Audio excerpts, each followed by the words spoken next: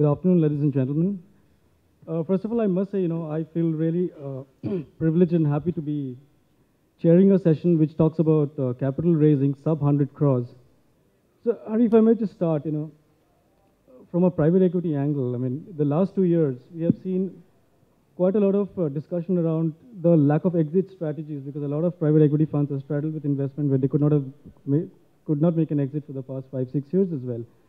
Now, given that scenario, going forward, let's say the next couple of years, do you see a substantial shift in focus of private equities towards SMEs, towards towards funding companies in the range of 50, 60 odd crores, or what's your perspective, Avigos and in general with industry as well? We are seeing more and more the large PE players are coming down in the mid-market segment because one, there is a lot of crowd there and a lot of capital chasers, a few deals there. Whereas the down, there is very few funds are focusing there and the market is big. So I think the SME and the mid-market will be continue to see a good interest going forward. On the challenges of exits, that exit challenge is there for either as a mid-market or a large companies or the small. So only the challenges is differ. So I think, and more, actually for, if you see, it will be more easy for, if you see a mid-market guy to exit, because you always has a larger funds to come and buy you out, or the entrepreneur is ready to do some kind of an M&A transaction to roll up or do a JV kind of a thing. When it go to a larger groups, a larger fund, that thing is more or less closed for you. So I think it's SME continue to be a interesting piece going forward as well. Many of the, in fact, mid-market entrepreneurs are not very open in terms of looking for strategic as an exit. Is that mindset also changing? Is that something which you're seeing increasingly? I think it will slowly move to the manufacturing as well. But obviously there should be some differentiating or a technology or something differentiating to do that. Right. Or Me Too player surely will, first of all, must have not taken the capital also. And you need to be something different to someone to look to roll up you. Okay, absolutely. So Mohit, what's your perspective on the same issues? Haven't faced that problem yet. Two reasons for that. I think it's also about how much growth you leave for the buyer. I think first generation entrepreneurs today, going back to what Hari just mentioned, I think if you look at the areas of wealth creation in India in the last 10 years, primarily there have been three. One is the ITS hubs, and that's the white collar, the entire generation of entrepreneurs who have created a lot of wealth and employment as well in India. Second, I think it's the money transfer economy, which is again areas like Gujarat, Kerala and Punjab. And third, I guess, if you look at the hubs, not just mining, I guess, but also agriculture-related commodities and land, which has been the biggest commodity of all. So change management is something which most companies must do and be nimble, about. That promoters haven't seen, thanks to the bull run of 2002 to 7. So if promoters where they are seeing companies doing well, creating value for themselves, if they become nimble to leave some growth for the buyer. And so is the case for private equity investors, I guess, exits will happen if there's value inside. I mean, most guys have got entry valuations wrong, not because of, getting the valuation judgment wrong, but because the multiples have gone down in the last 5 years. And thanks to rupee where it is, if you're sitting on 30% loss, you can't just exit at losses. So, but that's the PE industry problem. So if royalty is linked to revenue, which is a transaction cost, and you give promoters, let's say for next 15 years, royalty as a percentage of revenue. And second observation is, with that you give a guarantee, a point of series A and B, that continuously you will keep funding companies and, the promoter doesn't have to keep going out to raise new set of capital. I mean, the PE fund needs to have deep enough pocket while making investment. I'm not saying you need to have $50 million. But the fact is, if company's appetite over 5-6 years is 10 million, then at least there should be some semblance of giving that capital to the promoter. If that happens, then the focus of promoter will be on building the company rather than, struggling with giving short-term returns. And that's where I think most transactions fail, lack of these 2 points. I think valuation in India is always going to be costly. This market is never going to be a cheap market, because when you're chasing a 25% growth, and an ROA of 20%, you need to pay it. So when we are giving a valuation, it's more depends upon, it's due to this company or this promoter, or it is the industry which is going on upswing and he is just part of that and taking along with that. If you look at, I mean, forget about the new gen companies, but at least if you look at traditional SMEs which have been in the business for 20, 25 years, second generations are running, you find sometimes the corporate structures are a little bit of a maze or a little bit of very difficult element to navigate. How the investors give valuation to a company, the same thing drives, the general working culture of a country. So typically our traditional companies were funded by banks, and banks, they have mortgaged their properties, their homes, they have given guarantees, they've done some serious commitments to the banks, and that's how they have learned to do their business. So now that PVCs will start giving valuation, good governance, there is a premium for that. Automatically, you will see that happening. I think it's a learning which has gone through in the last 5-7 years in the country, both at the investor cycle and at the corporate level. And once that premium is known, that there is a premium for corporate governance, you don't have to, cook up your numbers. If you're a good company and you have a good plan, even if your numbers don't look good today, the investors are ready to give you a good valuation. I think that concept is sinking in now, and you will see the valuation, the corporate governance changing. And as a country, I think we are no different from any emerging country. Every emerging country has same issues, and we are not US yet. We have not grown our SMEs, and our corporates have not grown in that environment for the last 20 years. But yeah, we are changing, so the larger culture will happen. See, if I can just add, I think what's important for promoters to see, what is professionalization bringing to table for them? I think objectively, as PE, I can say there are three things we look at while looking at, investing in companies. One is skill sets. Second is, I'm talking SMEs primarily, system and processes. And third is clients. Now, it's very clear if a company is successful and there is a superlative individual as a promoter who's driving it, at least one of these three skill sets he has in him. That's what the DNA of the firm is. The promoter should be nimble to allow PE funds to tamper with the other two elements.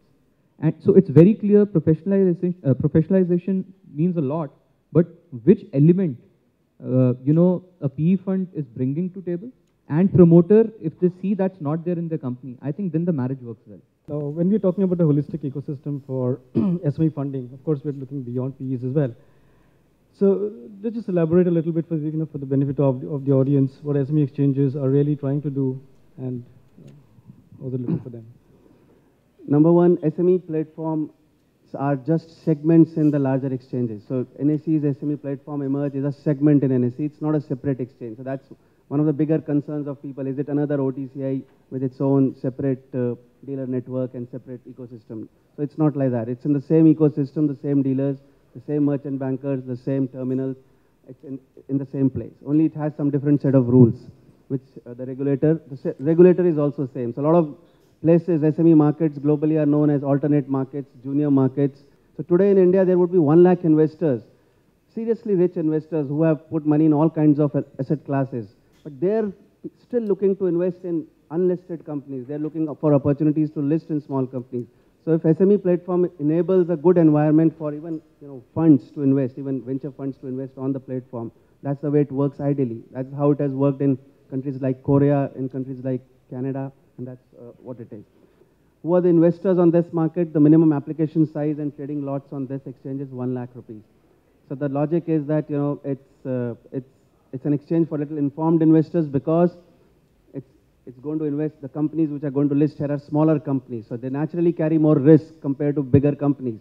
And only investors who can gauge those risks and are informed enough, come and invest on this platform. So it's 1 lakh. So institutional investors, HNIs, it's a market for them. So we have seen our first two companies. We see it as a place for fresh capital raising, secondaries, a lot of secondary capital gains benefits for PEs if they do offer for sale. A lot of PEs could do offer for sales, even if they are doing a secondary between themselves, because they get capital gains benefit now, which is applicable to an IPO. So that, in a nutshell, is the SME marketplace. So going forward, let's say in the next 2-3 years, what kind of companies do you really see coming on the exchanges? Do you see companies looking at an SME exchange as an possible alternative to a private equity, or do you see companies who have already been funded are going up there for secondary trading or for secondary investment? Or what's the ecosystem going to look like, basically? See, I would say it's like 3 clear compartments where I see the kind of companies coming to this platform. One is, the best chance of a big success of this market is if it works at early stage, because that's really the informed investors sweet space where they can make good money. You will keep on seeing good quality success stories there, big multiple gains, and that's what attracts risk investors. If a VC is putting, let's say somebody is raising 50 crores, and if a VC is putting 20 crores, I'm sure there would be, investors would put in balance 30 crores, you could just raise very easily on an SME exchange with 3-year lock-in. A lot of investors will be ready to put that kind of money. So these are alternate structures which will evolve at the early stage. Then as you said, we see it as a very big complementary space for the private equity people, and VC is where either it's next round of funding, it could be next round of funding also from a group of HNIs, it could be a secondary, or it could be a full-fledged exit for VCs, partially in the institutional space, I would say, not in a full-blown retail IPO. And third is, of course, it could be in some spaces, in social sectors and other places, it could be also an alternate, because VCPs have very focused mandates, they have contribution agreements, they're LP mandates. So they invest with very, very tight criteria and things. So SME exchange, that, brings larger number of investors in the market, so people take lesser risk, and it could be an alternative to the VCP also for a person who's looking. It's one more option to raise capital. I think eventually OFS will be the order of the day, and most of the thing is the SME exchange will be the preferred route, because the one is the process time, and second thing also the companies also will be in a position to handle the compliances required for SME rather than the main board. So I think that way this will be works as a much more actually for the VCs and the mid-level SME company PE funds for their exits. I think this platform will be a good alternate. I think I'm going to ask one question which applies to all the three of you. How much do you think is the real information dissemination to the SMEs as such? Because still, again, if I look at the entire space, I still see there is a huge amount of information, that's my personal experience though, in terms of what a company would really need to do to successfully raise capital, whether it should go for a VC, whether it should in fact look at an SME now, 5 years down the line, 1 year down the line. So do you think there's enough information dissemination happening, or do you think both in terms of, the entire investor community needs to do a lot more so that the whole word and the whole information percolates down to the right levels? I think one perhaps reasonably better way of doing it is to work with cluster associations, the SME cluster associations. I think if the exchange and some of the VC funds and the networks, like Ravi rightly pointed out, if they work with the cluster associations like your Pharma Cluster Association, Gujarat Industry Association, Faridabad Entrepreneurship, Noida Entrepreneur Association, these associations clearly, also the combination of the kind of companies which are part of the association tend to be, towards a particular sector. I think at informal level, while you may try to do an institutional thing, which is always good to create awareness and thing, but there is so much of informal networking which is there. It's a free country, and the information flows very fast. Now more aided with all this social networking and social media. I think there is an advisor available everywhere. That's I feel, who at least understand, who knows a couple of investors, and then in that process the entrepreneur will learn that he'll tell him how to raise money from those investors. So that's the best way entrepreneurs actually run, when they discuss in closed rooms with understanding how private investors give money. So I think while there is a big role for institutional awareness creating mechanism, but I think it's in our country, it's a democracy, it's a free country, and people are smart here. Everybody, the information, if there is capital, the entrepreneurs will reach it very quickly.